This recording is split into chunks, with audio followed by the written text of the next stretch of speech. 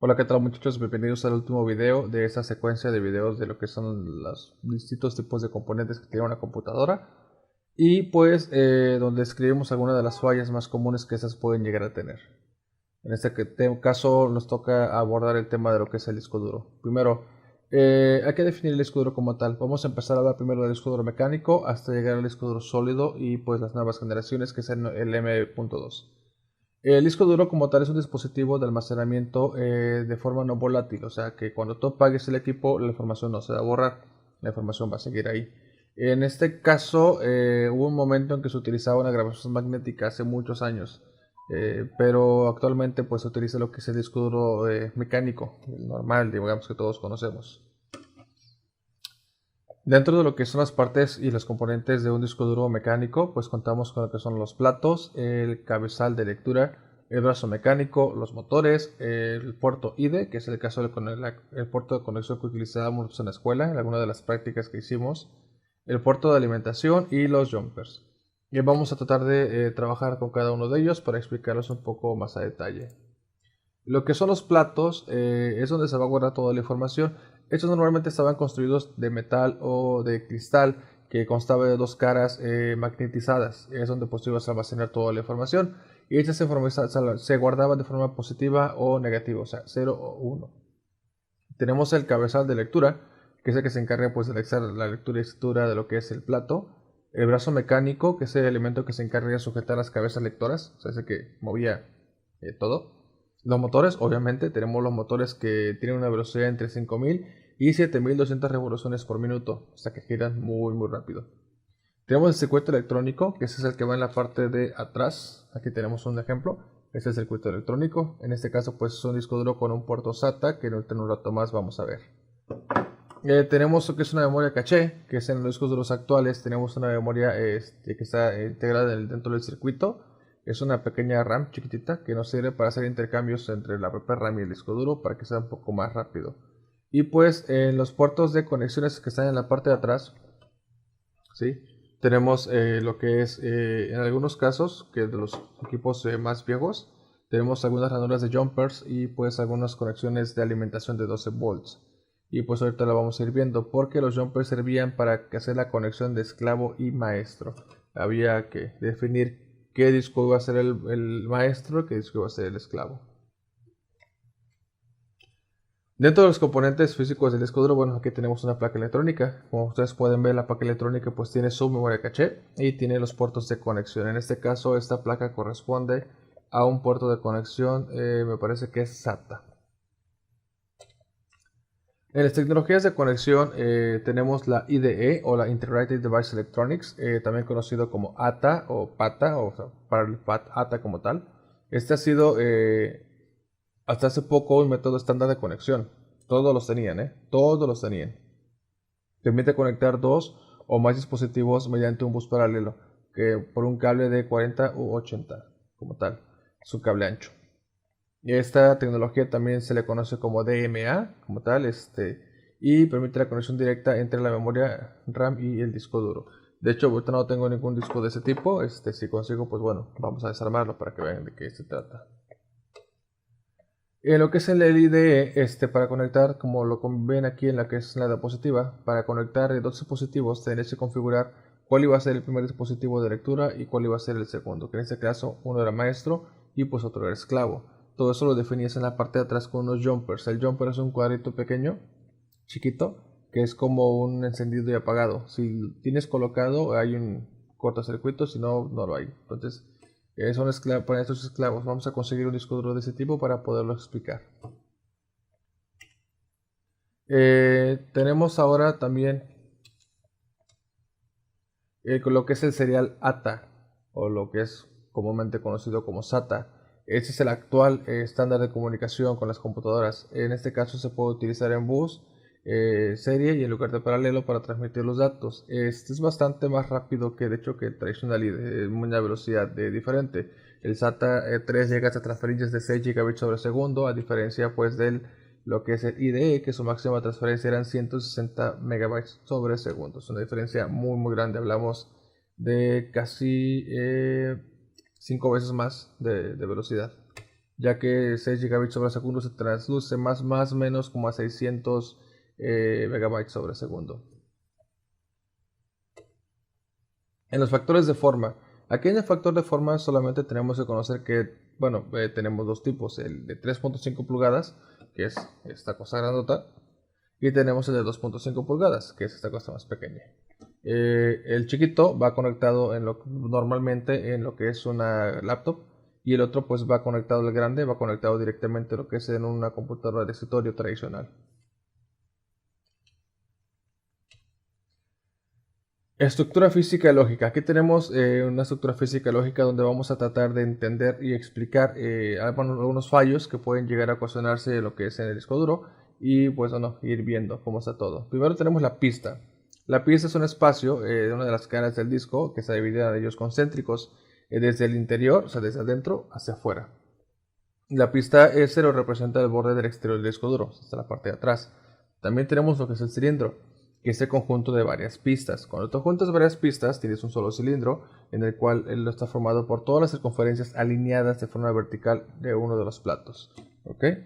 Ahorita vamos a ver una imagen y se va a entender un poco mejor. Tenemos ahora los sectores como tal. Las pistas están divididas en pequeños trozos de arcos de sectores. Esos tramos es donde se almacenan los bloques de datos, donde tú almacenas toda la información. El tamaño de los sectores no es fijo, aunque lo normal es encontrarlo con una capacidad de 510 bytes, lo que viene a ser a 4 kilobytes más o menos. Eso es lo que se hacía anteriormente. ¿Okay? El clúster como tal también es llamado unidad de asignación. Es un grupo de sectores. Cuando tú juntas muchos sectores tienes un clúster. En este es donde tú guardas lo que es la información. Cada archivo ocupará un número determinado de clusters y ningún otro archivo podrá ser almacenado en un número determinado de cluster. Sencillito. De hecho ya lo vimos nosotros en la escuela. Acuérdense como teníamos que si el clúster de tu disco duro es un cuadro que le caben 10 elementos nada más, pero tú vienes y tienes tu archivo que se llama audífonos y tu archivo audífonos como tal cabe en 8 elementos y se te sobran 2 de tu clúster, hasta ahí llegas, o sea, eso quiere decir que los 2 elementos que te sobran ya no lo vas a poder utilizar. ¿Ok? Porque tu clúster estaba definido para 10, pero te sobraron 2 elementos, entonces tú no los puedes utilizar porque ya está guardado algo ahí. Y aquí es donde tenemos ya la estructura física como tal, tenemos la pista, el centro de la pista como tal, el conjunto de sectores y el clúster de sectores. Como ven, un clúster pues va hacia los lados, el conjunto de sectores pues va del centro hacia afuera junto con lo que es la pista. En la estructura lógica, aquí es donde podemos encontrar errores, porque por ejemplo, los errores físicos como tal, los tenemos acá. Si tenemos un daño en un clúster, ya no vamos a poder grabar información ahí. Eso es lo que tenemos que entender. Ya no vamos a poder ni guardar ni leer información dentro de lo que es el clúster. Normalmente siempre hay fallos físicos y estos fallos se provocan, si es mecánico el disco, se va a provocar por alguna vibración o algún movimiento.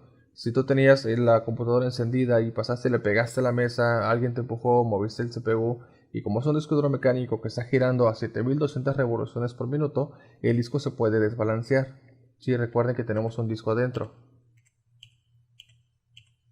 Ese disco que está ahí, este disco que está aquí se puede desbalancear. Puede llegar a pasar. Y pues puede perder su centro y dañarse. Entonces hay que tener mucho cuidado con no empujar o hacer que vibre la mesa mientras un disco duro mecánico está funcionando. ¿Cómo sé que el disco duro es mecánico? Pues muy sencillo. Cuando está encendida la máquina, tú le pones la mano encima, lo tocas y sientes como vibra. ¿Ok? Vibra porque el motor de adentro pues está girando muy rápido. Dentro de lo que es la estructura lógica es cómo se guarda y el qué hay dentro del disco. Tenemos varias partes. Uno de ellos es el sector de arranque o el Master Boot Record. El MBR como tal es el primer sector de todo el disco duro, es decir, la pista 0 del cilindro 0, el sector 1, o sea, el primerito, no hay otro, es el primerito. Y en este espacio se almacena la tabla de particiones, en la que contiene la información acerca del inicio y el final de cada una de las particiones.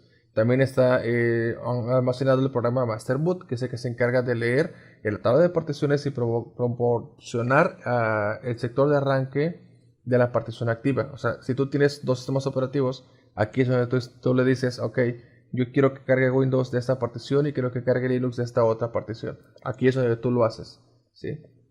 ¿Qué pasa cuando a veces el disco duro no se puede leer? Es porque por lo regular a veces se daña la tabla de particiones y se eliminan todos los archivos, ¿sí? Y pues ya es un poquito más complicado hacer la recuperación, pero se puede. Dentro de la estructura lógica también tenemos lo que es el espacio de particiones. El disco duro pues puede estar formado por una partición completa, o sea, un solo pastelote enorme, o puede estar dividido del pastel en varias partes. Y eso es lo que tenemos que entender. Y cada una de las particiones puede llevar una etiqueta diferente. En Windows se llaman C, D, E, F, G. Le ponen las letras del abecedario, lo que es el Windows. También existe un espacio sin particionar. ¿Qué creen? Si ustedes tienen un espacio sin particionar en su disco duro, no lo pueden utilizar. Tiene que estar particionado. Pero por lo regular, siempre el último sector no alcanzas a particionarlo y pues queda libre. Por eso, siempre que tú tienes un disco duro, por ejemplo, de 1 TB, andas pudiendo utilizar como 960 más o menos. No puedes utilizar todo el disco, ya que casi el último sector siempre se queda sin usarse, sin asignarse a una partición.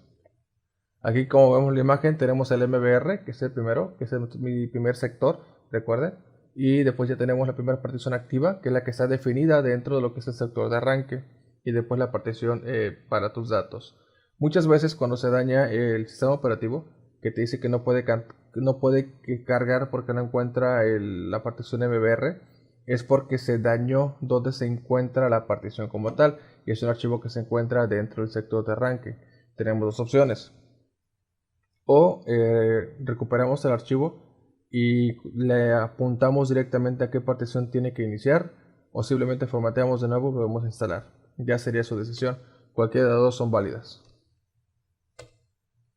Dentro de los sistemas de archivos que tienen un disco duro tenemos varios. Voy a tomar en este caso 3, voy a tomarlos en cuenta. Tenemos el FAT, que es uno de los primeros que salió. Estos ya casi no se utilizan porque el sistema de archivos no podía trabajar con particiones de más de 2 GB. Es una partición, un sistema de archivos que ya está un poquito viejo, pero pues bueno, tenemos que saber que existió. El FAT32 se sigue utilizando a diferencia del anterior. Este FAT32 se sigue utilizando tanto en lo que es en memorias USB, las memorias USB actuales, digamos, porque algunos dispositivos, digamos, estéreos, digamos, teles, son compatibles con ese tipo de archivos, que es el FAT32. La limitante que tiene es que, por ejemplo, tú no puedes trabajar archivos de más de 4 GB. Esos archivos de más de 4 GB hacen referencia a lo que es, digamos, una película. Si tú tienes una película Blu-ray, no la vas a poder copiar. ¿Ok? Eso si no, no va a pasar. Tenemos el NTFS, que es el New Technology File System. Este es un sistema de archivos que utiliza los sistemas operativos de Windows a partir de Windows NT. Se eliminan las limitaciones en cuanto a la cantidad de archivos que tú puedes grabar. Ya puedes tener tus archivos pues más de 4 GB dentro de lo que es tu memoria. Yo en lo personal les recomiendo que pues utilicen ese tipo de archivos para el sistema de archivos, perdón, para que se limiten de problemas. Actualmente ya hay muchos archivos que tú vas a poder conseguir en internet que pesan 10, 20, 15, 30, 80 GB. Entonces es importante tener ese tipo de sistema de archivos pues activado. Ahora, llegamos a una parte interesante. ¿Qué es un SSD y en qué se diferencia con un HDD? HDD, recuerda que es una unidad de estado sólido, y el HDD pues es un disco de estado duro o mecánico como tal. Primero, las SSD se basan en la utilización de una memoria semiconductora no volátil, o sea que se queda todo guardado, que se llama flash, digamos. Y la diferencia existe tanto en la velocidad como en la capacidad de almacenamiento que tienen pues cada uno de ellos. ¿En qué consiste la tecnología de las memorias flash?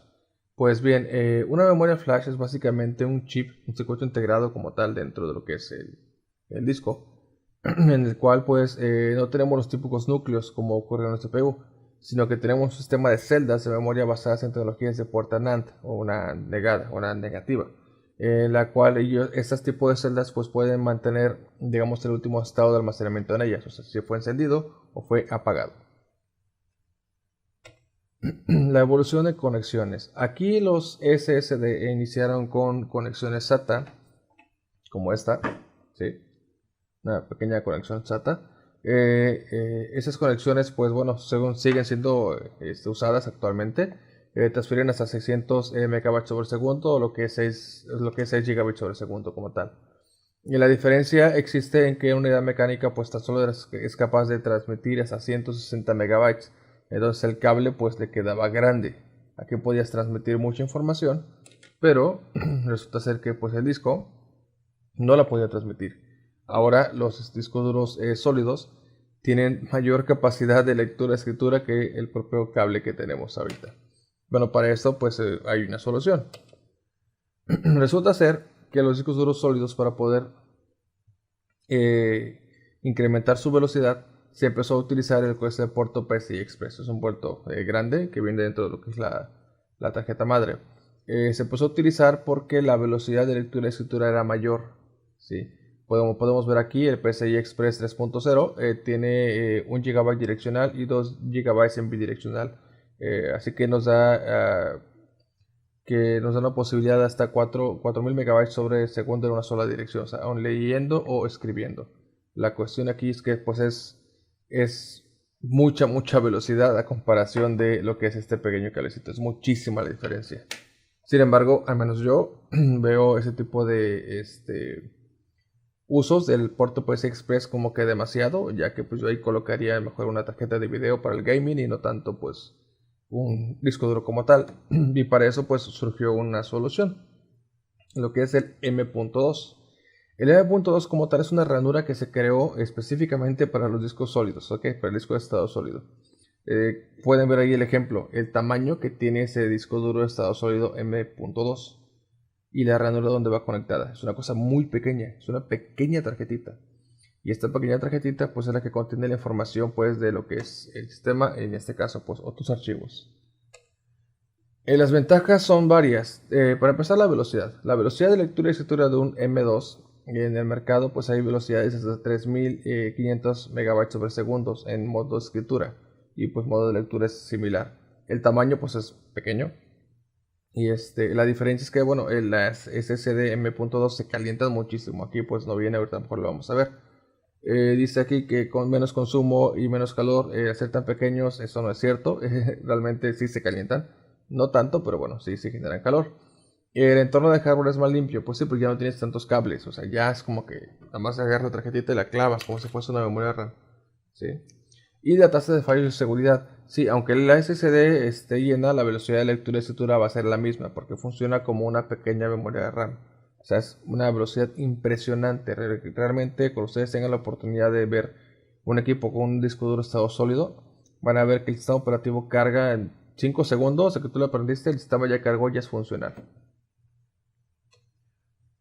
Dentro de los inconvenientes tenemos la vida útil. Sí, las memorias que son muy rápidas, su vida útil pues está más reducida como tal. El costo es muy elevado. Realmente los discos duros de estado sólido son muy caros. Un disco duro de estado sólido de 500 GB del tipo M.2 te viene costando entre 1700 y 2500 pesos. A diferencia de un disco duro como este mecánico, que 1 TB te cuesta 1000 pesos. ¿Sí? Hay una diferencia muy grande. Y pues sí, los fallos no avisan. En un disco duro mecánico tú vas escuchando los fallos. Por ejemplo, hablando un poco de fallos en discos duros mecánicos, en los fallos físicos podemos escuchar pequeños golpes. Cuando el disco duro empieza a golpear un poco, golpear, eso quiere decir que ya ahí ya no sirve el disco o va a fallar un poco. O podemos sentir que se empieza a poner muy lento el disco, poco a poco, cada vez más lento, cada vez más lento, cada vez más lento. Es porque está muy saturado. Y en el caso pues de lo que es el disco duro de estado sólido, pues no lo podemos ver. Ahora, los discos duros de estado sólido de algunas marcas sí generan mucho calor, algunas no, pero sí, eso se genera mucho calor. Y tenemos que colocarles un disipador de calor específico para lo que es el disco duro M.2. Pero bueno, para esto ya algunas marcas como la Asus y su línea Aorus, si tú compras una tarjeta madre de ese tipo, ya viene completa, ya viene con su disipador y ya viene con todo el espacio para que tú puedas hacer instalación de ese tipo de discos duros. En pocas palabras, un disco duro de estado sólido siempre va a ser mejor que un disco duro mecánico. Sin embargo, yo no recomendaría tener un disco duro de estado sólido para tus archivos personales. Yo lo que haría es tener un disco duro de estado sólido solamente para la instalación de los programas y el sistema operativo, y aparte tener otro disco duro mecánico donde yo voy a guardar toda la información que pues considero importante, ya que el disco duro pues mecánico tiene una cantidad de horas de vida más amplia que un disco duro de estado sólido, y eso pues ya lo vimos en el tema de lo que es daños por agentes externos, causados por agentes externos de equipos. Recuerden que hay un apartado que trabajamos donde está el ciclo de vida que tiene cada uno de los elementos. Ese sería el último video. Cualquier duda pues nos estamos viendo en lo que es en el grupo de WhatsApp y en las sesiones de los días lunes. Muchas gracias.